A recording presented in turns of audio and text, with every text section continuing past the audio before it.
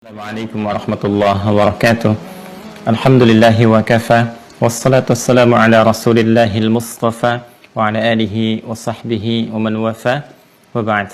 Fa ya ahbaballahi wa ahbab rasulihi sallallahu alaihi wasallam. Usi nafsi wa iyyakum bi taqwallahi faqad fazal muttaqun. Fala tamutunna illa wa antum muslimun. Faqala ta'ala ya ayyuhalladzina amanu taqullaha haqqa tuqatih wa la tamutunna illa wa antum muslimun. Saudara-saudariku, bersyukur pada Allah Subhanahu wa taala kembali kita dipertemukan dalam kajian di Ahad subuh kali ini. Kita awali dengan bermohon pada Allah Subhanahu wa taala, semoga Allah Subhanahu wa taala senantiasa merahmati kita, menyehatkan, melindungi dan membimbing kehidupan kita sehingga bisa menjalani sisa-sisa kehidupan dengan cara yang terbaik, hayatan thayyibah, dan diakhiri dengan akhir yang menenangkan, akhir yang terbaik dalam pandangan Allah Subhanahu wa taala, husnul khatimah. Pun demikian kita bermohon pada Allah Subhanahu wa taala, semoga saudara-saudari kita yang sampai detik ini belum beriman, belum bersyahadat, dikuatkan hatinya, jiwanya oleh Allah Subhanahu wa taala, dilancarkan lisannya untuk bersyahadat sebelum wafat dan kembali kepada Allah Subhanahu wa taala. Semoga para pelaku maksiat dan juga kita tentunya yang berpotensi berbuat salah diberikan kekuatan oleh Allah Subhanahu wa taala untuk bertobat dan kembali pada jalan-jalan yang terbaik. Teman-teman sekalian, kita akan melanjutkan bahasan kita di pertemuan kemarin, masih tentang serial spesial terkait dengan rahasia doa dalam Al-Quran dan Sunnah Nabi Sallallahu Alaihi Wasallam. Doa adalah bagian terpenting dari kehidupan kita yang selalu setiap saat kita panjatkan kepada Allah Subhanahu Wa Taala, karena sifat doa terkait berkelindan dengan kebutuhan aktivitas kehidupan dunia kita untuk mendapatkan bekal akhirat kita. Karena itulah fitrah manusia itu akan lekat dengan doa. Itu menjadi bagian dari fitrahnya. Tentu sadar tidak sadar, rohiyah kita, rohani kita akan membimbing akal dan jasmani kita untuk mengekspresikan doa dalam kehidupan kita. Karena itulah seseorang yang ingin menunaikan pekerjaan, dia berharap-harap supaya pekerjaannya yang akan diawali itu mudah, dijalani dengan lancar. Itu adalah fitrah bagian dari doa. Diungkapkan atau tidak diungkapkan, itu adalah ekspresi fitrah kehidupan kita. Orang yang akan memulai dari karirnya, orang akan memulai kuliahnya, orang akan memulai kehidupan rumah tangganya, segalanya akan teriringi dengan doa, baik di awal, pertengahan, ataupun di akhirnya. Karena itulah kita akan mencoba mengkaji kembali bagaimana Al-Quran sebagai pedoman kehidupan kita, bagaimana hadis Nabi Sallallahu Alaihi Wasallam yang menjelaskan tuntunan dalam Al-Quran itu, membimbing dan menerangkan kepada kita bagaimana cara berdoa yang baik, seperti apa sebetulnya doa itu bisa dikabulkan dengan cepat oleh Allah Subhanahu wa taala sebagai Sang Pencipta dan Pengabul doa, dan bagaimana ciri-ciri serta konsekuensi dari dikabulkannya satu doa itu. Untuk itu kita bermohon pada Allah, semoga Allah memberikan kemudahan, kelancaran dalam pengajian kita di pertemuan subuh kali ini, membimbing kita untuk memahami apa yang akan kita kaji dan memberikan kekuatan untuk mengamalkan apa yang telah kita pahami. Baiklah, bismillahirrahmanirrahim. Sebelum kita berlanjut ke serial yang kedua, saya akan berikan poin-poin bahasan yang penting dari pokok-pokok penyampaian yang telah diuraikan di pertemuan yang lalu.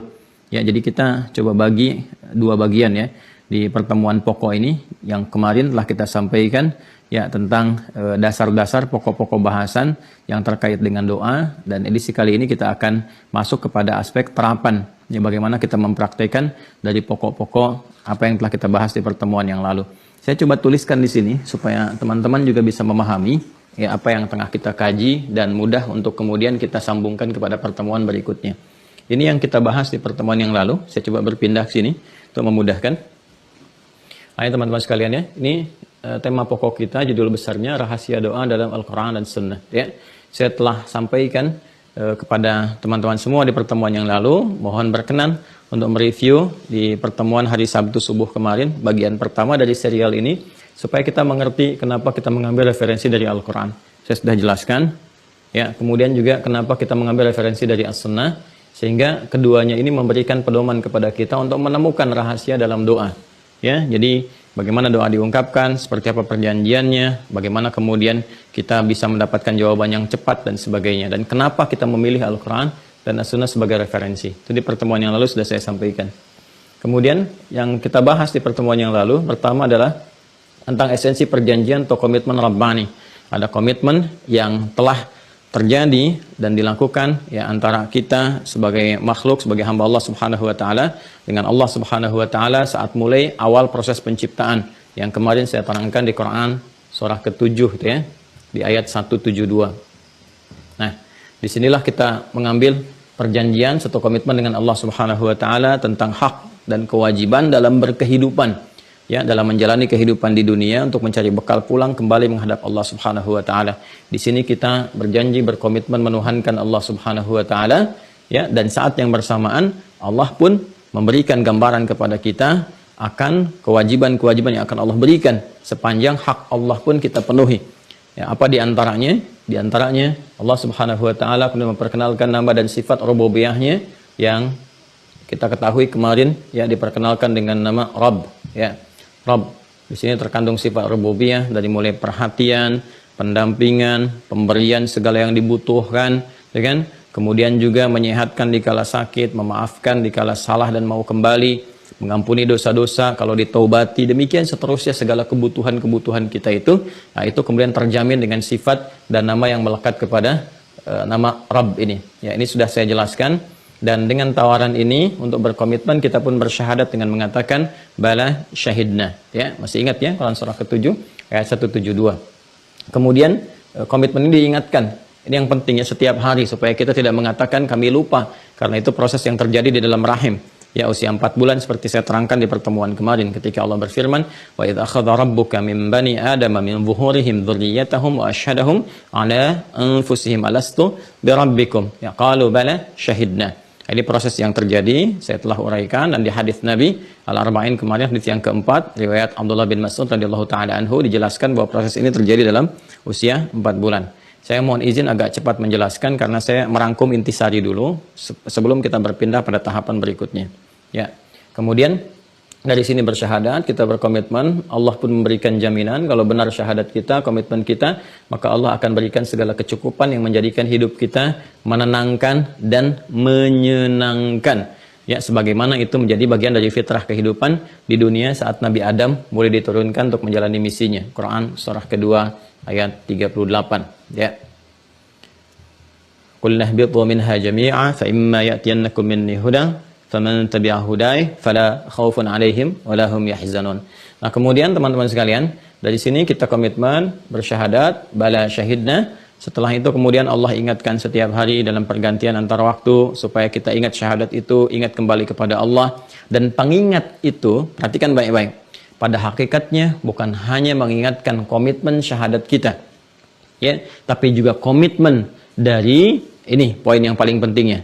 Dari syahadat yang telah kita ungkapkan itu ada komitmen Allah ya untuk memberikan segala kebutuhan, untuk memberikan segala pendampingan terkait kehidupan kita. Jadi kalau diingatkan 5 kali dalam sehari Allahu Akbar ya kan, asyhadu an la ilaha illallah, demikian sampai dengan ujungnya, itu sesungguhnya kalimat bukan hanya membangkitkan kembali sinyal-sinyal iman dalam tubuh kita, ya sinyal-sinyal syahadat itu, tapi juga mengingatkan, hei kalau kamu jaga itu, aku mudahkan hidupmu. Ya, aku berikan kelancaran dalam kehidupanmu, aku angkat penyakit itu, aku berikan jalan-jalan terbaik dalam kehidupan sepanjang engkau benar ya menunaikannya, sepanjang engkau benar mengamalkan dan berkomitmen tentang apa yang telah engkau ungkapkan itu. Jadi ada feedback yang Allah berikan kepada kita ya. Nah, kemudian setelah itu tentunya ini tidak berlangsung begitu saja, ada penyiapan-penyiapan atau persiapan-persiapan spiritualnya ya, di antaranya diberikan isyarat di Quran surah ke-40 ya dengan namanya Al-Mu'min kan, atau juga disebut juga dengan surah Al-Ghafir di ayat yang ke-60 ya.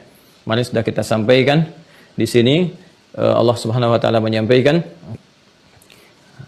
meminta kepada kita untuk berdoa, bermohon ya kepada Allah Subhanahu wa taala, dan Allah berjanji akan mengabulkan. Jadi di sini ada sesuatu yang sangat menarik ya ketika Allah mengatakan wa qala rabbukum ud'uni astajib lakum. Pertama, nama yang disebutkan mengingatkan kepada komitmen perjanjian yaitu Rabb.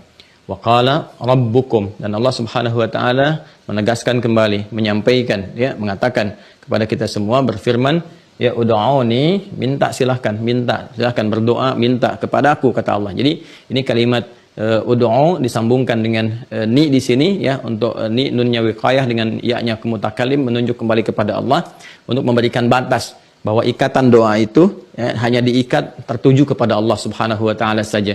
Jadi kalau ingin meminta, ingin memohon, semua permohonan arahkan puncaknya hanya kepada Allah Subhanahu wa taala saja. Wa qala rabbukum ud'uni astajib lakum.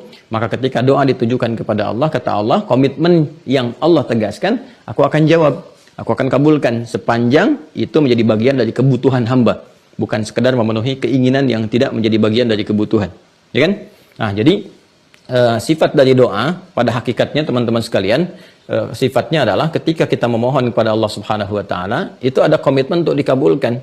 Jadi doa ya saat disampaikan itu ada komitmen untuk dikabulkan.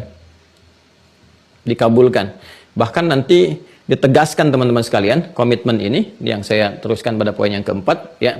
Komitmen ini ditegaskan kembali di Quran surah kedua Al-Baqarah di ayat 186 dalam paket ayat Ramadan itu ya, paket ayat Ramadan.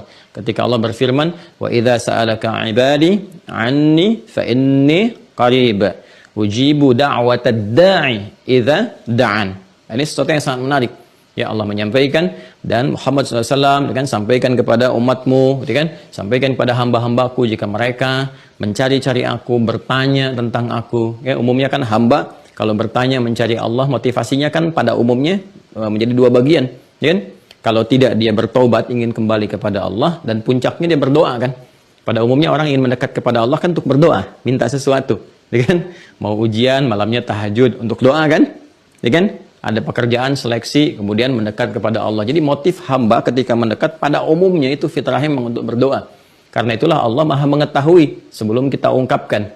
Maka kata Allah, teruskan ayatnya ketika Allah menyampaikan wa idza sa'alaka 'ibadi 'anni fa inni qarib. Kemudian apa yang terjadi? Ujibu da'watad da'i idza da'an.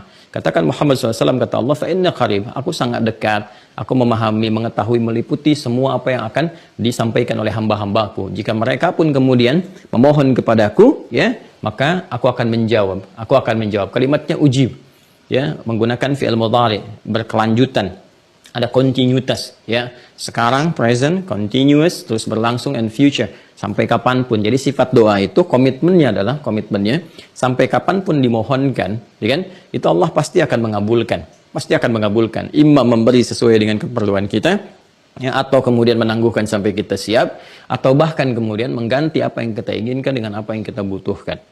Nah, ini semua komitmennya diikat dengan penyiapan spiritual. Jadi ada persiapannya, nggak semurni itu kemudian kita langsung tiba-tiba memohon. Tidak, harus ada pemurnian, ya, harus ada pembersihan, harus ada penyucian.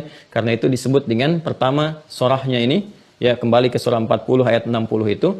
Yang pertama adalah dinamakan dengan Al-Mu'min. Kemarin saya sampaikan ada korelasi antara penamaan dengan kandungan yang terdapat di dalam ayat-ayat yang merangkai surat tersebut. Al-Mu'min adalah orang yang telah beriman, dan isim fa'il menunjukkan sebuah identitas, sesuatu yang sangat melekat. Artinya apa? Imannya melekat pada dirinya, bukan sekedar terucapkan di lisan. Saya beriman, tapi tidak melekat kepada diri. Dan iman yang melekat kepada diri ini, kemarin saya sampaikan, itu bisa terlihat dari perilaku, dari ekspresi, ya kan? Yang nampak pada setiap hamba. Nanti ada cahaya kan, nuruhum yas'a baina aydihim wa bi aymanihim. Cahaya iman ini akan memberikan sebuah pancaran pada bagian-bagian tubuh kita untuk menunjukkan ekspresi berbeda antara pemilik iman dengan yang belum beriman. Ya, karena itu nanti iman-iman ini akan merespon, baik itu respon-respon spiritual untuk menunaikan ibadah ritual, seperti kalau adzan Allahu Akbar, ada getaran tuh di hati. Itu getaran iman namanya. Getaran iman ini menggerakkan tubuh kita dari mulai ditembuskan ke akal untuk berpikir, sudah adzan nih, saya belum siap-siap, gitu kan? Kemudian direspon kaki melangkah, tangan siap-siap berwudu dan sebagainya. Ini yang dimaksudkan di Quran surah ke-8 Al-Anfal di ayat yang kedua. Innamal mu'minun. Ya, ini jamak dari kata mu'min tuh mu'minun. Innamal mu'minuna alladzina idza dzukirallahu wajilat qulubuhum. Sungguh orang-orang beriman yang sejati itu cirinya kalau disebutkan nama Allah ada getaran di jiwanya. Itu getaran iman, pancarannya. Ya, wa idza tuliyat 'alaihim ayatuhu zadatuhum imana wa 'ala rabbihim yatawakkalun. Dan bila dibacakan, ditambah lagi gitu kan, untuk mengetes, menguji parameternya, tambah lagi, dibacakan ayat-ayat Allah kepadanya, nah, bertambah keimanannya. Artinya pancaran keimanannya semakin kuat. Memberikan gambaran ekspresi, kadang-kadang kita dengar Quran yang bergetar, ada yang menangis, kan? Anda yang merasakan kedamaian dan sebagainya, itu pancaran iman. Ya, wa ala rabbihim yatawakkalun, dan dengan itulah kemudian hubungannya dengan Rabbnya tuh, Rabb kan? Ya, kembali ke Rabb. Ya, hubungan dengan Rabbnya itu menjadi semakin dekat, menjadi semakin terikat. Kalau sudah dekat, Masya Allah semakin kuat iman, belum diungkapkan dan dikabulkan. Ya, seperti apa yang saya pernah sampaikan di kisah-kisah orang terdahulu, dan nanti kita akan urai detailnya seperti apa. Ada kisah para nabi yang berdoa, ada kisah orang-orang saleh dan sebagainya, dan bagaimana ada di antara mereka yang belum meminta dengan lisannya, tapi terlintas di pikirannya Allah sudah kabulkan. Bahkan apa yang belum terlintas, apa yang mereka butuhkan, Allah siapkan. Min haitsu la yahtasib itu. Ya. Nah, kemudian teman-teman sekalian, ini jadi untuk meminta, memohon kepada Allah itu, penyiapan spiritualnya harus melahirkan sifat iman yang kuat, mukmin, yaitu yakin tanpa ragu, ya. Yakin tanpa ragu. Nah, dan ini adalah iman yang sejati.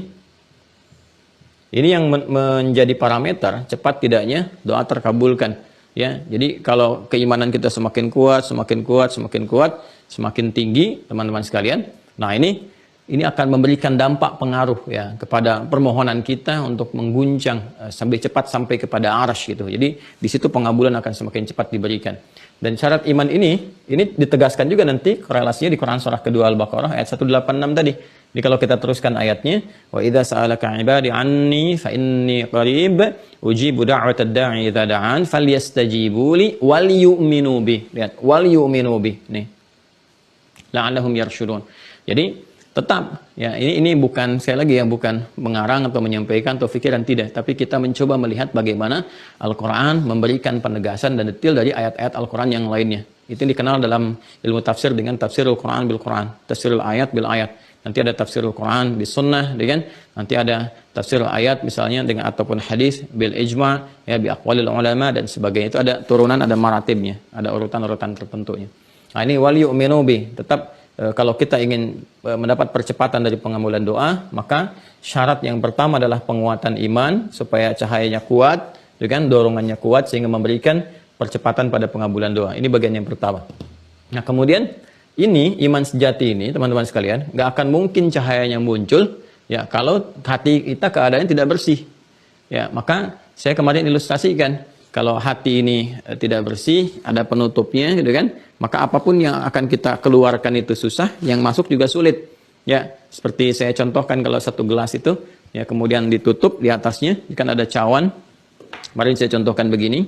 Kemudian tertutup teman-teman sekalian seperti ini, ya kan? Nah, ini cawannya ditutup begini. Jadi yang dari dalam mau keluar pun susah, yang dari luar pun mau masuk itu susah. Jadi kalau doa disampaikan pun bukan tidak terkabulkan, ya, walaupun menjadi kebutuhan boleh jadi terhambat ini oleh bagian-bagian yang menutupinya, menghijab gitu kan. Seperti hadis yang pernah saya sampaikan kemarin tentang seorang lelaki yang memohon, yang seharusnya mendapatkan percepatan 3 kali lipat, kata Nabi, anna istajabu lah, ya kan? Bagaimana bisa dijawab doanya sementara dia sudah menempuh perjalanan panjang, tangannya diangkat, yang mudaihi ila sama, kemudian dia mengucapkan ya Rab, ini nama yang jadi komitmen perjanjian, tapi kata Nabi mustahil atau sulit doanya dikabulkan karena apa? Ada hijab yang menutup, mat'amu haram, masyrabu haram, malbasu haram, wa ghudhiya bi haram, anna istajabulah, gitu kan? Pakanannya haram, pakaiannya haram, minumannya haram, dan perangkat hidupnya haram. Itu yang menutup kemudian jadi hijab. Ini harus dibuka dulu, ya, harus dihancurkan dulu, ya kan? Harus dikikis dulu. Nah, kikisan inilah kemudian yang mengisyaratkan kita untuk bertobat, ya. Hijabnya disebut dengan dzambun. Nah, semakin kuat ini disebut dengan dzunub kalau semakin banyak. Nah, sifat Allah yang diturunkan untuk menjadi pengikis dan penghancur ini dosa-dosa atau hijab-hijab ini, maka yang pertama diturunkan sifat ghafir. Ya, karena itulah ghafir nanti di surah ini, surah 40 ayat 3-nya dipasangkan dengan dzambun. Ghafiriz dzambi wa qabilit taubi.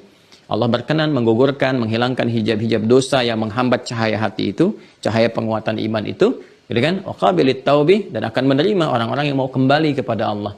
Jalan yang benar, hilangkan hijabnya, mendekat kepada Allah.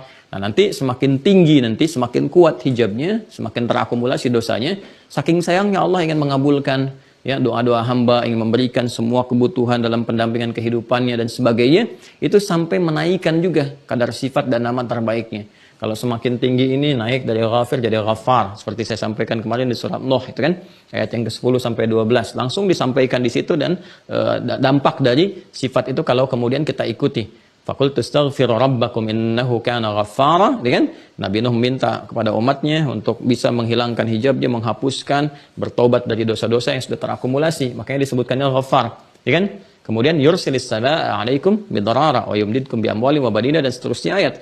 Kalau ini sudah terbuka, ya, hijabnya sudah terbuka, sudah kita kemudian kikis, habis, ya kan? Maka mudah bagi Allah mengalirkan berkah-berkah dari langit, dari mulai hujan yang penuh berkah, kan? Nah, kemudian setelah itu juga melimpahkan harta benda, setelah itu juga apa? Memberkahi pada keturunan dan sebagainya. Ini kaitan antara sifat ghafir yang mengandung makna ghafran dan kaitannya dengan pengabulan doa serta curahan rahmat. Nah, makanya di sini kemarin saya simpulkan untuk bisa menghadirkan keimanan yang sejati, yang kuat, hijabnya terbuka, ya, dan dari penutup-penutup dosa itu bisa dihancurkan, maka perbanyak istighfar setidaknya. Maka itu Nabi mengajarkan kita istighfar, istighfar, istighfar. Fungsinya istighfar itu bukan sekadar mohon ampun kepada Allah, tapi lebih juga mendatangkan ini komitmen-komitmen kebaikan yang Allah berikan kepada kita, bahkan boleh jadi menghadirkan cinta Allah. Kalau cinta Allah sudah diberikan, belum minta sudah diberi. Yaitu isyaratnya di Quran surah ketiga Al-Imran ayat 31. Qul in kuntum tuhibbunallaha fattabi'uni yuhibbukumullah. Kalau sudah yuhibbukumullah wa yaghfir lakum dzunubakum. Ya Allah, kalau sudah cinta dengan seorang hamba, hal pertama diberikan itu bukan dunia, karena dunia terlalu kecil. Yang pertama diberikan ampunan dosa. Jadi cinta itu berbanding lurus dengan ampunan dosa. Kalau kita balik, kan persamaannya dibalik kan? Kalau kita balik, ini pengertian terbaliknya, berarti ampunan dosa itu ya bisa melahirkan cinta Allah. Seperti cinta Allah itu menghadirkan ampunan dosa. Ini kalau ingin cepat dicintai oleh Allah, sering-sering minta ampun. Ya, ampunan disebut dengan ghufran dari ghafara, yaghfiru, kan? Sifatnya ghafir, sim failnya ghafir, kemudian maghfur, ghufran, ya, pemberiannya, dan permohonannya itu ditambah dengan ista pada asal kalimatnya menjadi istighfar. Sifatnya disebut istighfar. Karena itu kita diajarkan istighfar, istighfar, istighfar, istighfar.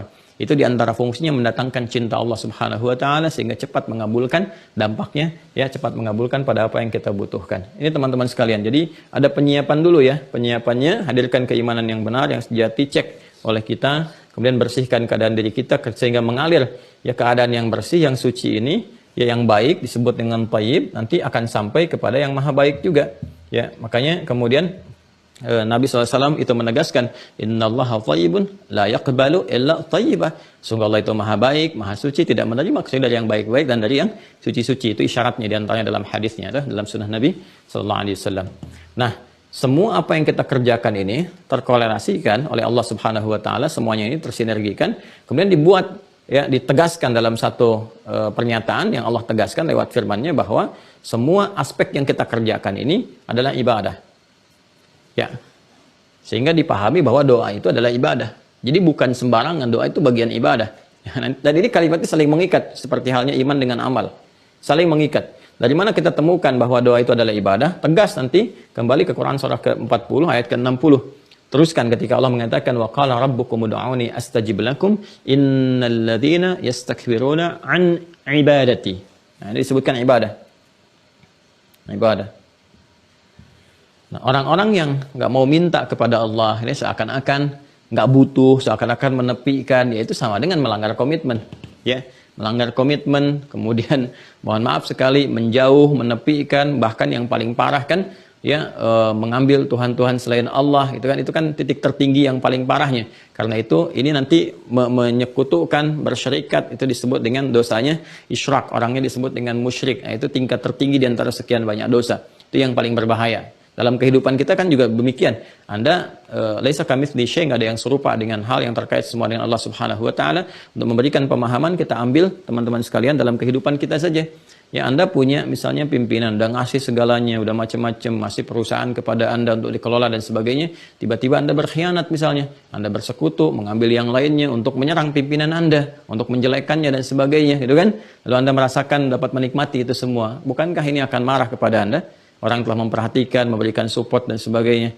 Nah, sekarang dalam dunia makhluk kita saja, kita bisa paham dengan semua itu. Lantas bagaimana ketika itu dibawa dalam suasana spiritual? Pantas Allah marah, gitu kan? Pantas Allah kemudian memberikan kecaman dan sebagainya. Itu pun semua yang dihadirkan untuk menyelamatkan kita sebetulnya. Kenapa Anda nggak boleh musyrik? Kenapa sampai hukumannya ditingkatkan, ditinggikan? Supaya kita itu tetap mendapatkan naungan rahmat Allah. Itu yang disebutkan rahmat Allah itu lebih tinggi daripada amarahnya. wasi'at rahmati kulla syai', gitu kan? Kata Allah Subhanahu wa taala, rahmat Allah itu mencakup segalanya, sangat luas. Jadi kita mengartikannya dengan semua keindahan, kerahmatan, sifat-sifat kasih dan sebagainya. Nah, ini kembali ke sini teman-teman sekalian. Ini orang-orang yang nggak mau ibadah, nggak mau berdoa, sesungguhnya tidak menunjukkan sifat penghambaannya, pengabdiannya kepada Allah Subhanahu wa taala. Karena itulah kemudian dalam sehari pun kita dipaksa oleh Allah Subhanahu wa taala untuk selalu mengikat komitmen ini. Ya, komitmen ini dan memadukan antara kepentingan ibadah kita dengan doa, ya kan? Dan di dalam doa ini rahasianya sekali lagi adalah untuk memberikan kenyamanan, kemudahan dalam hidup kita. Karena itu ketika Allah perintahkan ibadah, ibadah itu kan dari abada ya'budu, ya kan? Ya, kemudian sifatnya disebut dengan ibadah, orang disebut abid. Kita menyembah Allah Subhanahu wa taala. Nama Allah itu mengandung makna al-ma'budul haq. Al-ma'bud itu yang disembah. Ini selalu terkaitan antara syahadat, iman, amal, syariat, doa, ya kan? Nah, kenapa kita kemudian diminta untuk ibadah, bahkan dipaksa, seperti dalam menunaikan sholat, ya. Dalam sholat kan kita hukumnya wajib kan? Kenapa sholat dihukumi wajib untuk memaksa kita menunaikannya? Ya Allah nggak butuh dengan apa yang kita kerjakan itu. Nggak ada kebutuhan bagi Allah dari sujud kita, dari ruku kita, dan sebagainya. Semua itu feedbacknya kembali kepada kita. Untuk mengikat komitmen Allah itu mengabulkan apa yang kita mohonkan. Karena itu ketika kita diminta, dipaksa menunaikan sholat, sebetulnya untuk kita. Ya, untuk kemudahan, kebahagiaan kita, dan seterusnya. Kenapa? Karena dalam sholat kita banyak memohon kan? Bukankah dalam sholat kita memohon? Ini. Oh, dalam sholat itu kita menegaskan lagi komitmen kita. Ya, asyhadu an la ilaha illallah, asyhadu anna muhammadar rasulullah. Lalu kita mengatakan, ya Allah, kami sedang sekarang mengimplementasikan komitmen kami dengan berdoa kepada Engkau, dengan cara ibadah, menyembah. Makanya kita katakan, iyyaka na'budu. Ya, begitu kita katakan, iyyaka na'budu, ya Allah, sekarang kami berkomitmen menjalankan kewajiban kami untuk menyembahmu. Ini, na'budu. Ya kan? Maka kami pun mohon, kabulkan apa yang telah Engkau tetapkan untuk memberikan hak-hak kami seperti apa yang telah Engkau janjikan. Sekarang kami minta kepadamu, ya Allah, wa iyyaka nasta'in. Kami mohon kepadamu. Hanya kepada Engkau kami mohon, seperti kita telah berkomitmen. Makanya dalam hadis sahih, ya di hadis qudsi itu, ya jelas sekali dalam riwayat Abu Hurairah radhiyallahu taala anhu, qala Nabi sallallahu alaihi wasallam, ketika kita sampai kepada kalimat ini, saya bacakan hadisnya. Qasamtu shalah qala Allah azza wa jalla, kata Nabi sallallahu alaihi wasallam, Allah Subhanahu wa taala berfirman dalam hadis qudsi, qasamtu salata baini wa baina 'abdi. This fine. Aku bagi komitmen dalam salat itu dua bagian. Antara aku dengan hambaku, ada yang menjadi hak Allah Subhanahu wa taala kewajiban kita, ada yang menjadi hak kita kewajiban Allah Subhanahu wa taala. Perhatikan kalimatnya. Idza qala al-'abdu alhamdulillahi rabbil alamin.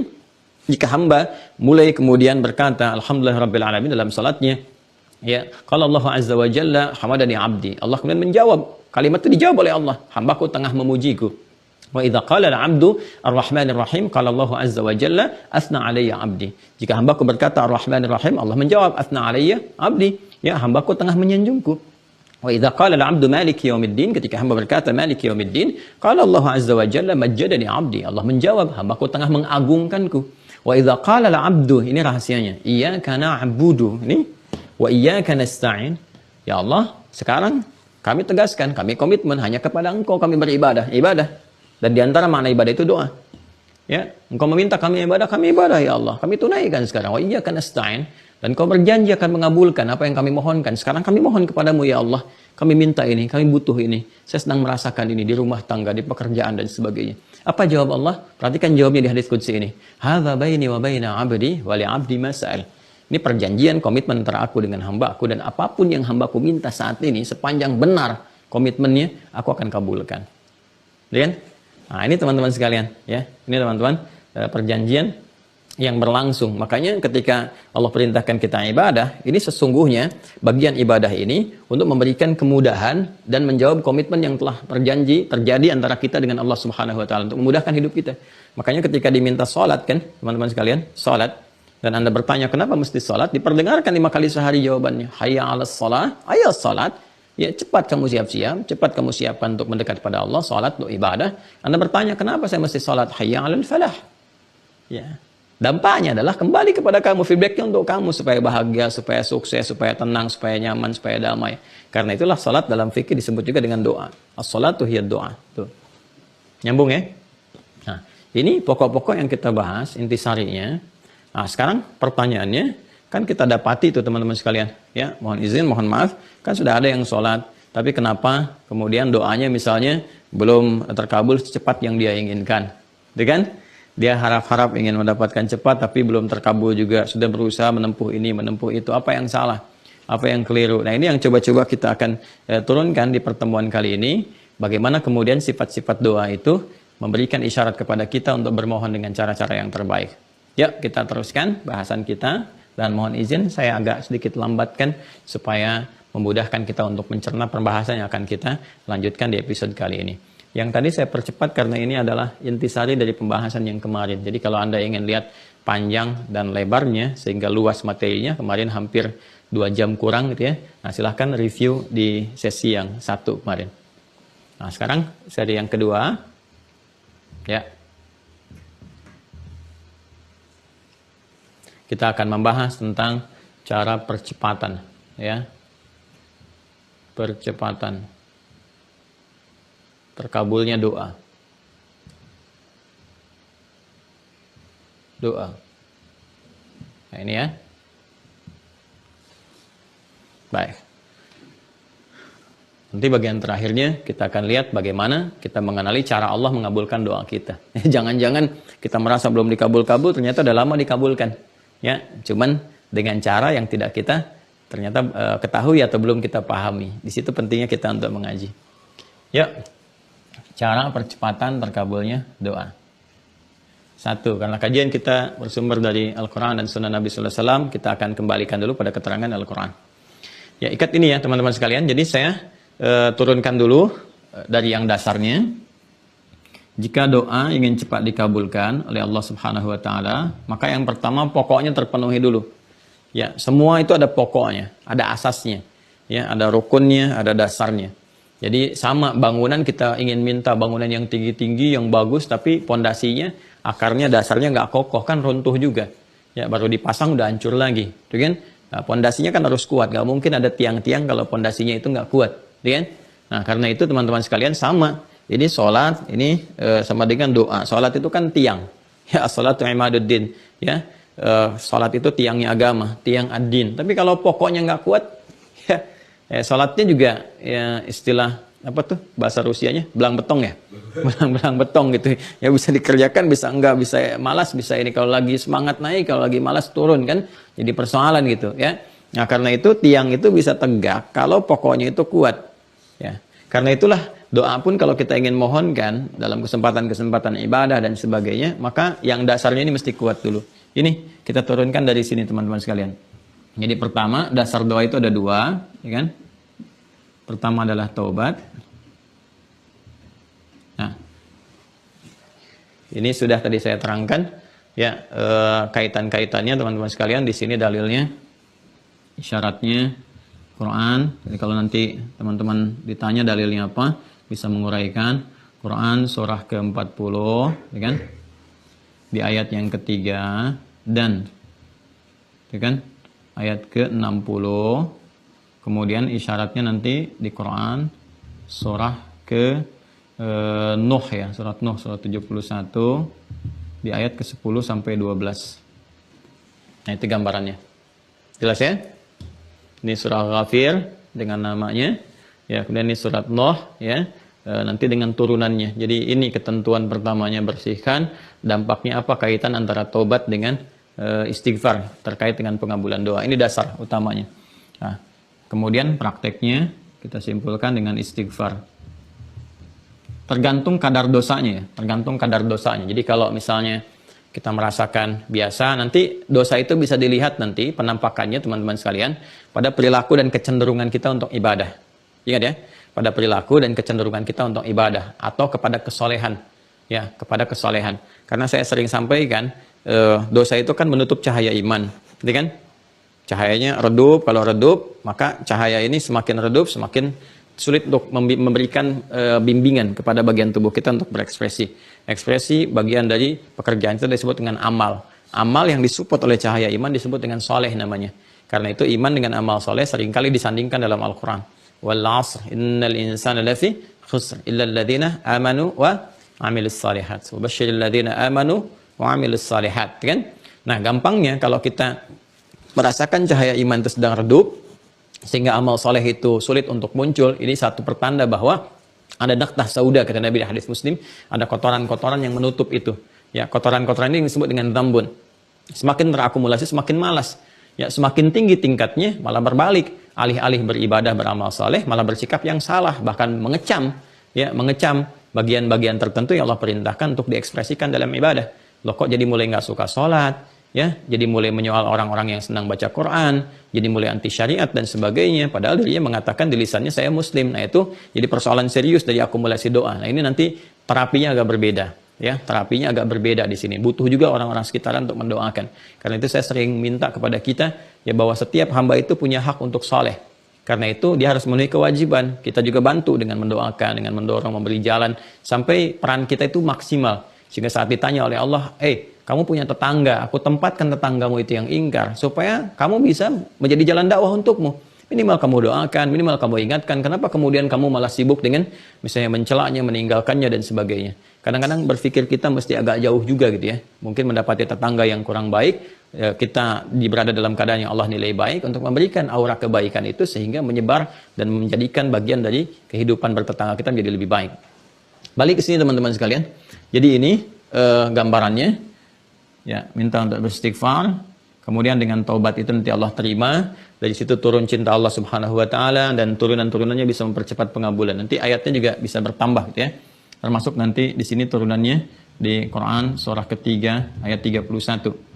Pada kalimat yuhibbukumullah wa yaghfir lakum dzunubakum, ya. Cara melatih istighfar saya pertajam ya, dasarnya yang belum saya terangkan di sini. Cara melatih istighfar supaya melahirkan kekhusyuan untuk istighfar, nanti ada waktu dasarnya. Nah, di waktu dasar ini nanti kalau sudah terbiasa, itu akan refleks kita dalam setiap keadaan. Istighfar, istighfar, istighfar, istighfar, istighfar. Ya, bahkan cepat. Kalau di bahasa Quran itu di Quran surah ketiga ayat 133, Ali Imran ayat 133, paling kanan sebelah atas di mushaf, itu kalimatnya dikerjakan dengan cepat, saking cepatnya seakan nggak ada jeda. Wasari'u ila maghfiratim mir rabbikum. Kembali ke Rabb lagi ke sini. Ya.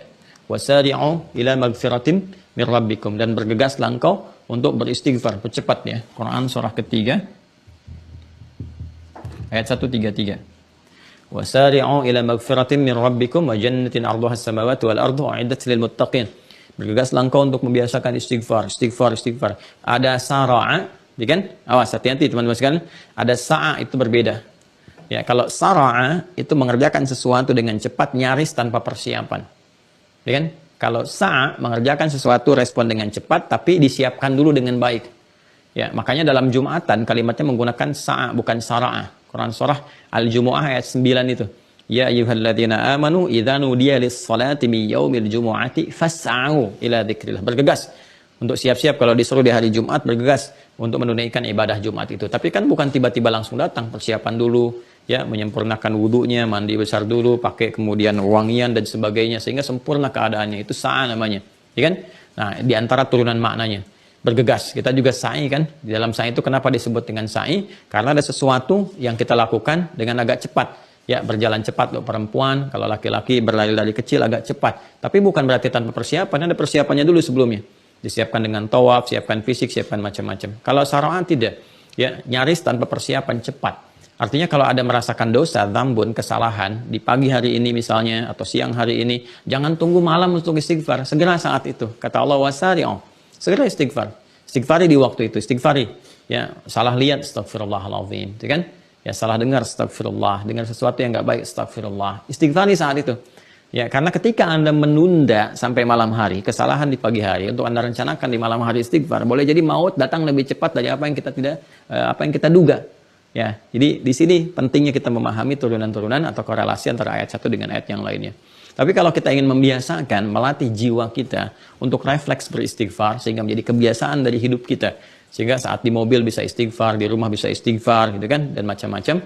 Nah, ini waktu yang terbaiknya itu di waktu sahar. Sahar. Ya. Sahara ya, jamaknya disebut dengan ashar.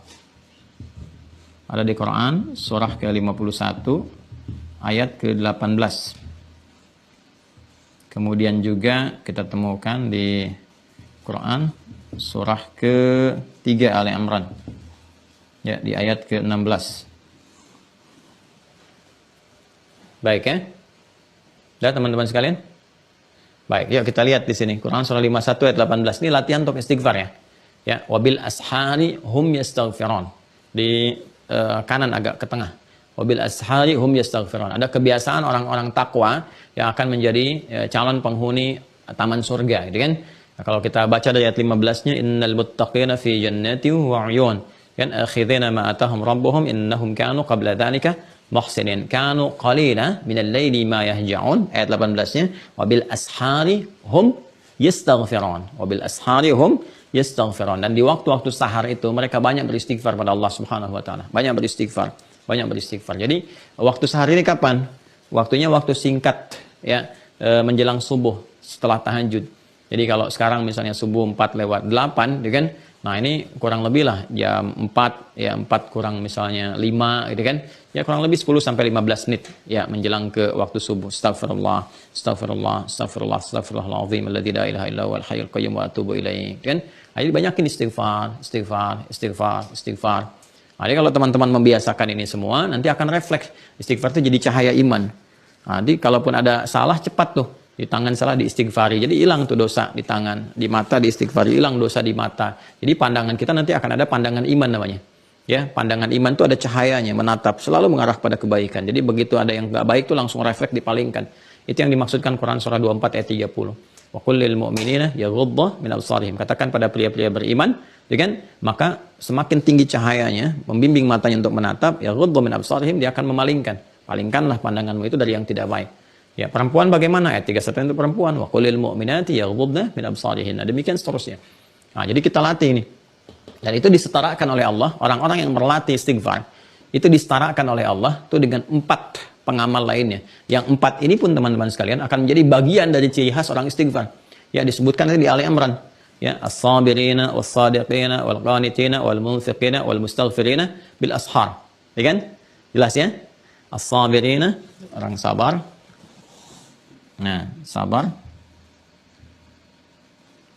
Was-sadiqina, orang jujur dan membenarkan syariat.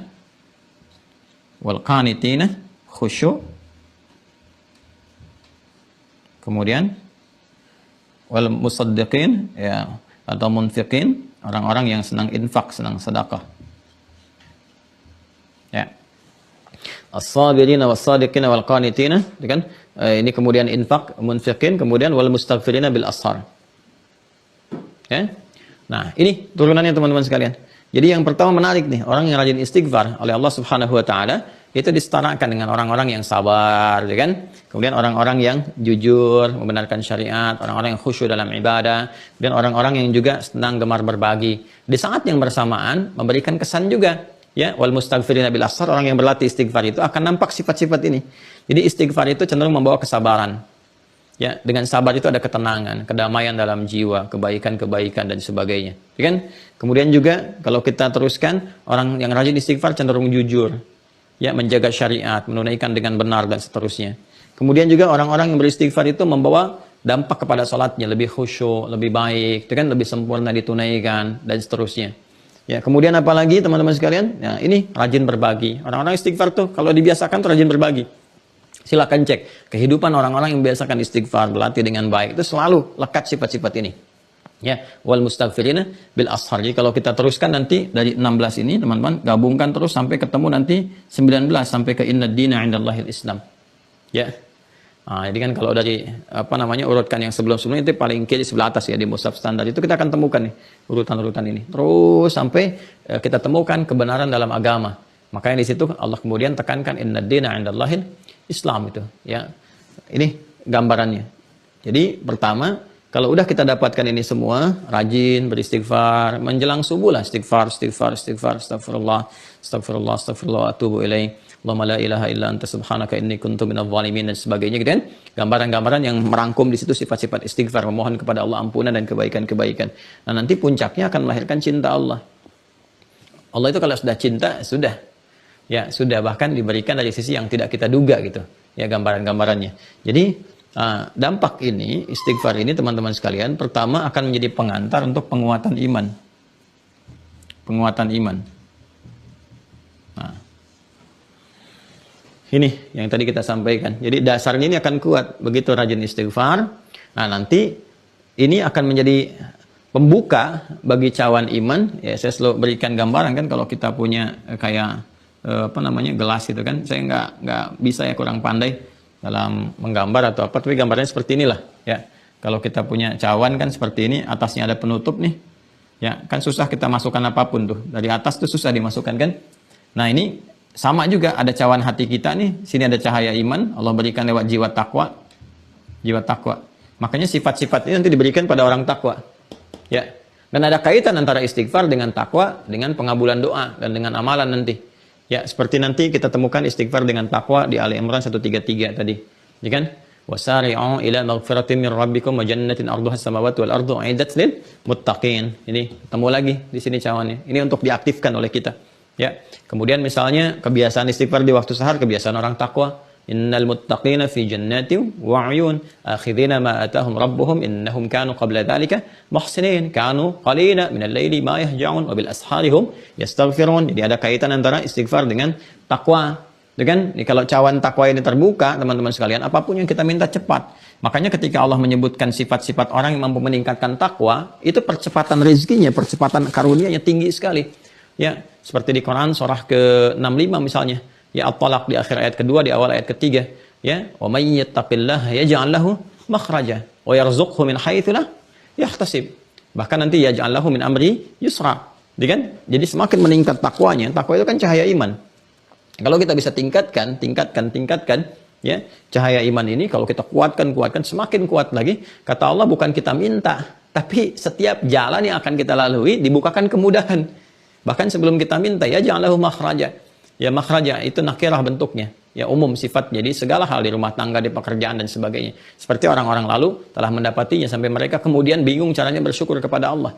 Fa bi ayyi ala'i rabbikuma tukadziban. Jadi mensyukuri nikmatnya itu, ada orang yang untuk mensyukur itu, ya Allah bimbing saya untuk bersyukur atas nikmat yang telah Engkau berikan, ya Arhamar Rahimin. Itu saking indahnya merasakan kenikmatan-kenikmatan yang Allah berikan.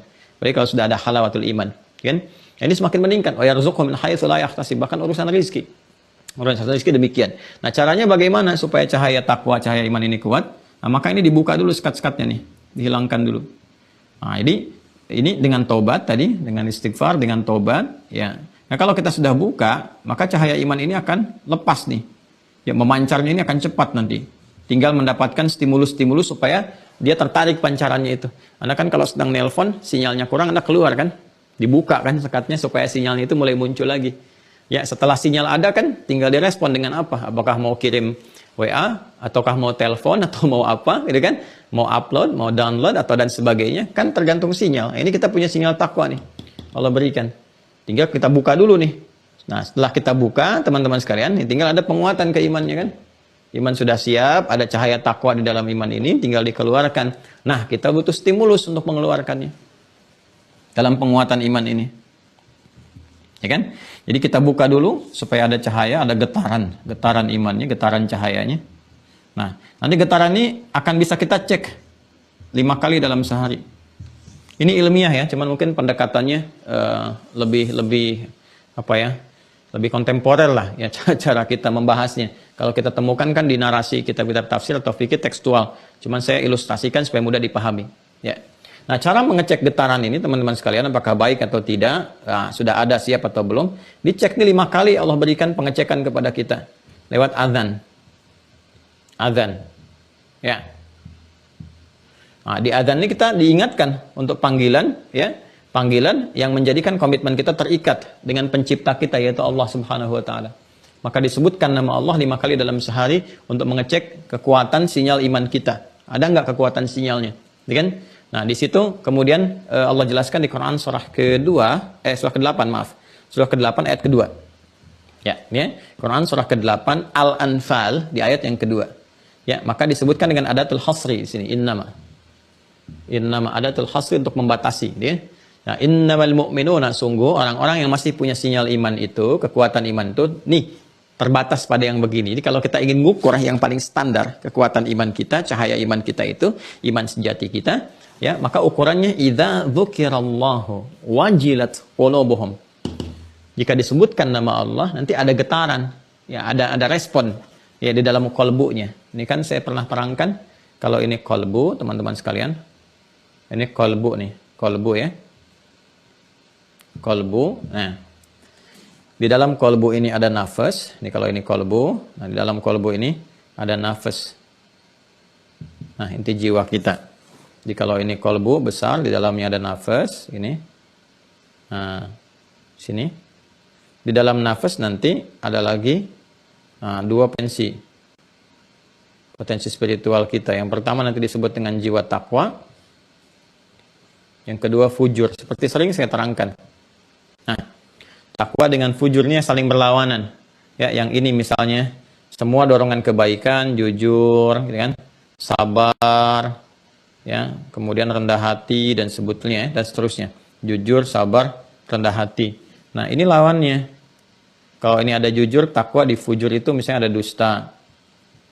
Ya. Kemudian sabar, di sini ada amarah, misalnya kan. Rendah hati, di sini ada sombong, ya kan.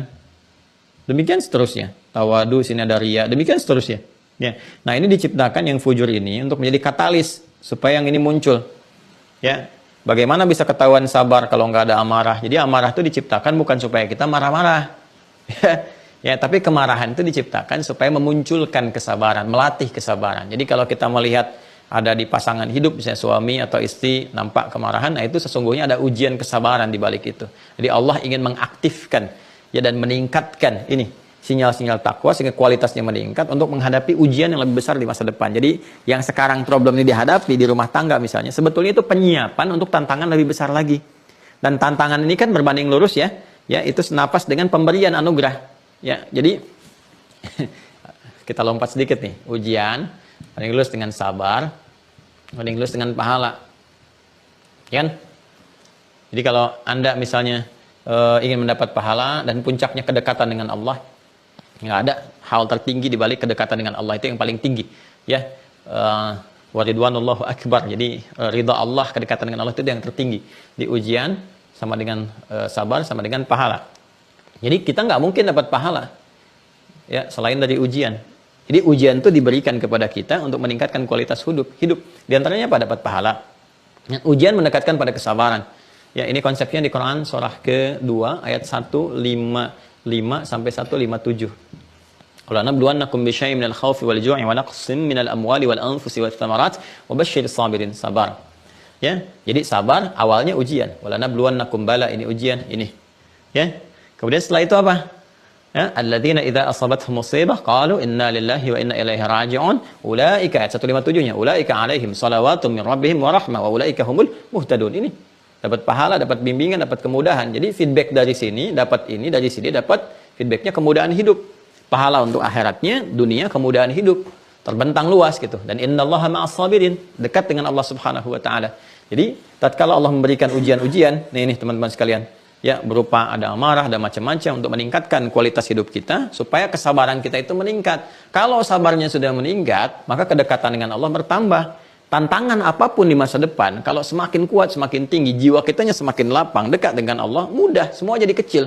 Besar jadi kecil, ya, jadi ringan, apalagi pakai pergerakan iman. Betapa banyak masalah besar itu menjadi kecil dengan hamparan sujud saja, dengan menggunakan iman, hamparan sejadah, sujud, selesai. Tapi banyak pekerjaan, ujian-ujian kecil menjadi besar karena kita menampilkan ego sentris, gitu ya. Pusat ego dunia kita, ya, yang ditampilkan tuh kedudukan, jabatan, gelar, harta dan sebagainya, nggak akan selesai.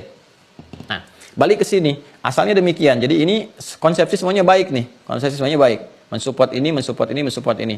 Saya nggak akan bicara lebih jauh lagi. Anda bisa lihat nanti ini tentang ini yang telah saya terangkan panjang lebar. Bagaimana setan berpengaruh, menjauhkan kita dari takwa, mengaktifkan ini sehingga muncul di nafsu. Saya ingin begini saja. Jadi ini selalu memberikan pengaruh nih teman-teman sekalian. Ini disupport oleh malaikat, ini disupport oleh setan. Ya, bukan mensupport sebetulnya, mengarahkan, diprovok. Ya, ini disupport oleh malaikat, ini diprovokasi oleh setan. Itu bahasa yang benarnya. Ya, dan ini menariknya terjadi terus setiap hari dari mulai bangun tidur sampai tidur lagi. Makanya sering terjadi pertentangan dalam diri kita. Mau ngerjakan apa hari ini? Apakah A ataukah B? Selalu ada pengaruh. Nah, karena selalu itu bergolak, pergolakan itu disebut dengan kolbu bahasa Arabnya. Ya, dari kata koluba. Ya, sesuatu yang selalu bergejolak.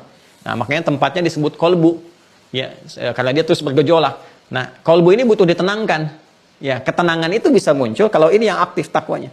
Makanya Allah utus malaikat untuk mensupport jiwa takwa. Malaikat disebutkan 88 kali dalam Al-Quran. Memang setan tidak berhenti. Setan pun disebutkan 88 kali dalam Al-Quran. Jadi semakin ini ditingkatkan, ini berusaha. Tapi kalau ini kita kuatkan, ini kalah nanti. Nah, kalau ini kita bisa rendahkan, teman-teman sekalian, kita tekan untuk mensupport ini saja yang muncul yang dominan. Maka ini akan tenang. Ya, ketenangan ini yang cenderung melahirkan kebahagiaan, kedamaian, ya, ide-ide kreatif, inspiratif, mendekatkan kepada kesuksesan, kebahagiaan. Ya, sesuatu yang melahirkan kebahagiaan, kesuksesan disebut dengan falah namanya. Falah. Kalau kita genggam, ya, nggak ingin kita lepaskan, itu aflah namanya. Karena itu ketika Allah menerangkan konsepsi takwa dengan fujur, kalimat aflahnya muncul. Quran surah ke-91, 91 ayat 7 sampai 10.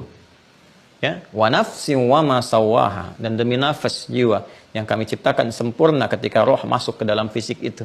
Fa alhamaha fujuraha wa taqwaha, maka kami ilhamkan dalam nafas itu fujur dan takwa. Qad aflaha man zakkaha. Ya, siapa yang mampu ini menaklukkan sifat fujurnya untuk mensupport sifat takwanya, menepikan godaan-godaan yang dibawa oleh setan, itu cenderung aflah dia. Nah, ini hatinya berada dalam keadaan tenang. Ya, kita jaga, kita tenangkan. Ya, makanya di sini digambarkan nanti dalam syariat sholat itu ada sesuatu yang terkait dengan ini. Di dalam kolbu ada nafas, dalam nafas ada fujur dan takwa. Kolbu ini tempatnya di sodrun. Sodrun. Tuh, ini jiwa spiritual kita. Ya, tempatnya di sodrun, jamaknya sudur.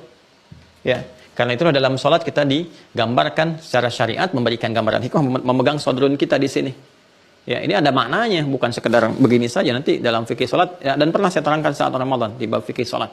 Ini ada hikmahnya begini tuh. Ya, itu yang jaga hati itu seperti itu. Maksud spiritualnya dalam sholat itu begitu, pegang, jaga. Karena ini intinya di hadis Nabi kan ini. Ya, idza salaha salahal jasadu kullu wa idza fasadat fasadal jasadu kullu. Ala wahyal qalbu. Inna fil jasadi mudghatan.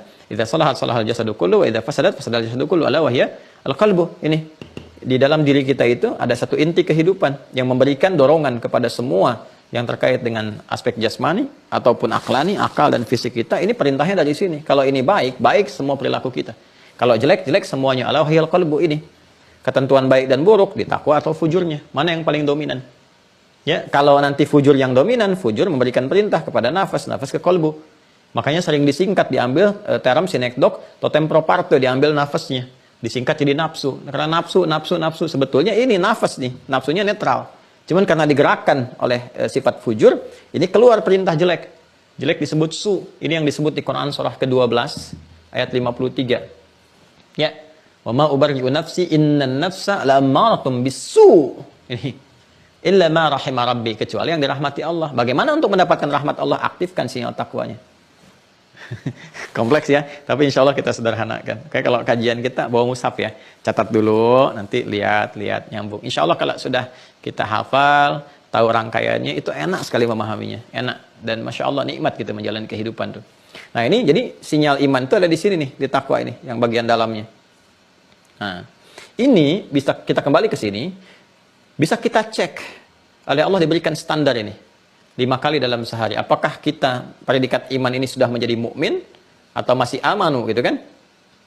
Nah, atau bahkan baru aslamu, baru muslim, jadi kan baru formalitas secara legal menjadi muslim gitu kan, belum mukmin. Nah ini teman-teman sekalian, bagaimana mengeceknya? Nah, perhatikan sini, 5 waktu dicek. Kan saya silahkan PAW kan, pergantian antara waktu. Dari subuh sampai isya, subuh, zuhur, asar, maghrib, isya. Gampangnya gitu deh kalau bagi aktivitas. Dari pagi ke siang, siang ke sore, sore ke maghrib, maghrib ke malam kan. Nah, itu diantaranya selain kita beraktivitas dunia, cek dulu sinyal iman ada nggak. Maka diperdengarkan ini. Ya, tadi di Quran surah ke-8 itu, ayat yang kedua. Ya, perhatikan baik-baik. Innamal mu'minuna, ini mu'min, jamak dari kata mu'min, jamaknya mu'minun. Innamal mu'minuna, menggunakan adatul hasri, ini pakai innama. Sungguh orang-orang beriman sejati itu bisa dicek imannya. Idza dzukirallahu, kalau disebutkan nama Allah, idza dzukirallahu wajilat qulubuhum. Qulubuhum jamak dari kata qalbun, jamaknya qulub. Nah. Ya. Wajilat qulubuhum, ada getaran di jiwanya.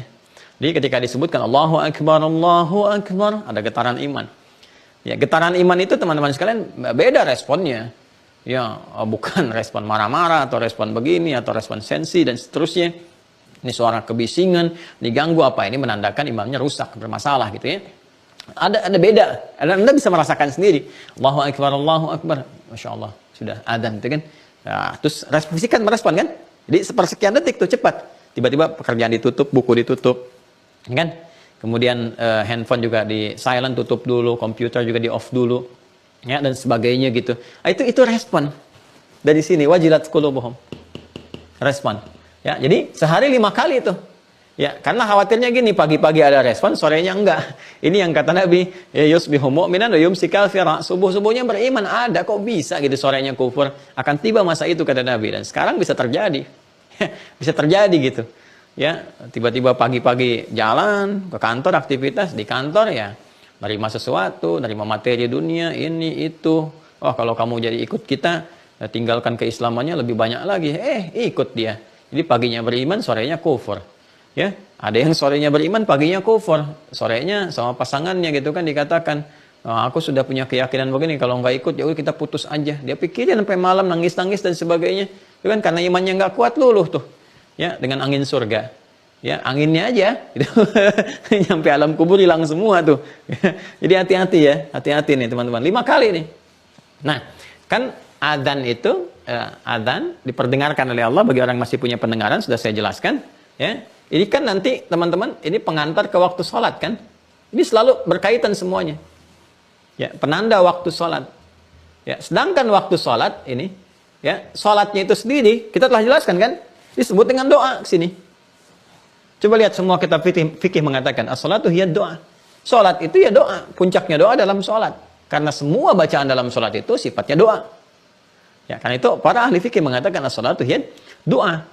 Ya, sedangkan untuk berdoa, ya, supaya maksimal butuh kemurnian iman. Jadi sebetulnya ketika adzan dikumandangkan bukan hanya menandakan waktu sholat telah tiba, untuk mengecek, imannya udah bagus belum nih, udah terbuka belum, dorongan cahayanya ada enggak? Karena akan beda sholat orang beriman dengan sholat orang beriman itu berbeda. Ya, sholat orang beriman dengan sholat yang imannya lemah itu berbeda. Beda teman-teman sekalian, akan lain. Makanya kalau iman kita benar ketika iyyaka na'budu wa iyyaka nasta'in, Allah jawab hadza baini wa baina 'abdi wa li 'abdi ma sa'al. Tuh. Ya, kalau benar salat dengan iman, bagus salatnya, apapun yang kamu minta kata Allah sekarang ini aku akan kabulkan. Makanya banyak orang-orang minta itu saat lewat salat. Ya, dan nanti kita lihat bagaimana para nabi, para rasul, orang-orang saleh minta lewat salat. Nabi Zakaria kan minta keturunan padahal divonis secara medis itu sudah nggak mungkin, secara klinis sudah mustahil. Ya, tapi ketika beliau minta, kan lewat sholat mintanya dengan kalimat iman. Di Quran surah ketiga Ali Imran ayat 38 itu sampai dengan 39. Ya, hunalika da'a Zakaria rabbah qala rabbi habli min ladunka dzurriyyatan thayyibah innaka sami'ud du'a. Apa yang terjadi? Ayat 39-nya. Fanadatul malaikatu wa huwa qa'imun yusalli fil mihrab. Annallaha yubashshiruka bi Yahya. Beliau minta lewat salat. Mohon, bahkan menyebut sifat Allah yang pemberi tanpa batas. Karena manusia menyebutkan beliau ada batasan. Sifat Allah pemberi tanpa batas disebut Wahhab. Ya, kalau kita meminta, memohon, kita minta dengan kalimat tolab. Tolabus syai', meminta sesuatu. Menyebutkan hab. Habli, hablana untuk banyak. Untuk sendiri. Beliau mengatakan, Qala rabbi habli. Ya Allah yang maha pemberi tanpa batas. Mereka semua mengatakan, aku punya keterbatasan. Maka aku mohon darimu min ladunka. Ya, aku mohon darimu saja ya Allah yang tidak punya batas dalam pemberian. Aku mohon ya Allah, anugerahkan aku keturunan yang terbaik. Innaka sami'ud du'a, engkau pasti mendengar doaku. Kalau kepada yang maha pendengar pun belum terkabul juga, maka mohon tunjukkan kepada aku dengan cara apa lagi aku mesti memohon dan kepada siapa lagi aku mesti meminta. Fanadatul malaikah. Maka tiba-tiba datang malaikat diperintahkan oleh Allah. Wa huwa qa'imun yusalli fil mihrab, sedangkan Nabi Zakaria masih berdiri menunaikan salat. Dalam salatnya dia minta kepada Allah, ya. Ya. Anallahu yubashshiruka bi Yahya, turun malaikat menyampaikan, Allah menjawab, kau akan punya anugerah satu anak, ya, namanya Yahya. Langsung namanya diberikan oleh Allah Subhanahu wa taala. Ini dahsyat. Ya. Nanti banyak lagi kisahnya. Nah, ini saya turunkan teman-teman sekalian. Sekarang lihat korelasinya ya. Nah, dipanggil kita sehari itu untuk mengecek ini sinyal-sinyal iman kita, apakah aktif atau tidak, jiwa takwanya bagus atau tidak, ya. Kemudian panggilan ini adalah panggilan yang mengantarkan kita pada waktu sholat, teman-teman sekalian. Nah, sedangkan dalam sholat ini adalah gambaran dari puncak permohonan kita dalam doa, akumulasinya ada di sini. Dan yang paling menarik, ketika Allah menyebutkan waktu sholat pun diterangkan kalimat imannya. Dari mana ditemukan? Di Quran surah keempat, An-Nisa. Di ayat 103, di ujung ayatnya, di akhir ayatnya. Ya, saya baca dari awal ya. فَإِذَا قَضَيْتُمُ الصَّلَاةَ فَاذْكُرُوا اللَّهَ قِيَامًا وَقُعُودًا وَعَلَى جُنُوبِكُمْ Fa idza tma'nantum faqimus shalah. Lihat ujung ayatnya. Innas salata kanat 'alal mu'minin. Iman lagi. Innas salata kanat 'alal mu'minina kitaban mawquta. Sungguh salat itu ditetapkan oleh Allah Subhanahu wa taala bagi orang-orang beriman itu mengetahui waktu-waktunya. Jadi waktunya ditetapkan oleh Allah bagi siapa? Orang-orang beriman. Ini. Ya, jadi kalau orang-orang beriman itu mengerti waktu sholat. Dan apa korelasinya dengan pembahasan kita saat ini? Ketika Allah tetapkan, nih di Quran surah keempat ayat 103, Allah tetapkan waktu-waktu sholat. Ya, kemudian waktu-waktu ini dijadikan juga panggilannya sebagai parameter iman untuk mengecek sinyal imannya di Quran surah ke-8 ayat kedua. Jadi ketika Allah tetapkan waktu-waktu sholat, bukan sekedar ingin menandakan waktu sholat tiba, tapi untuk menguji iman itu sinyal kuat gak? Ya, bagus gak? Siap gak nih? Ya, disupport nih, distimulus dengan amalan-amalan supaya muncul, supaya doanya keluar. Kalau doa keluar, rahmat turun. Itu pemahamannya. Makanya ketika kita menunaikan sholat, ya feedbacknya apa? Hayya 'alal falah.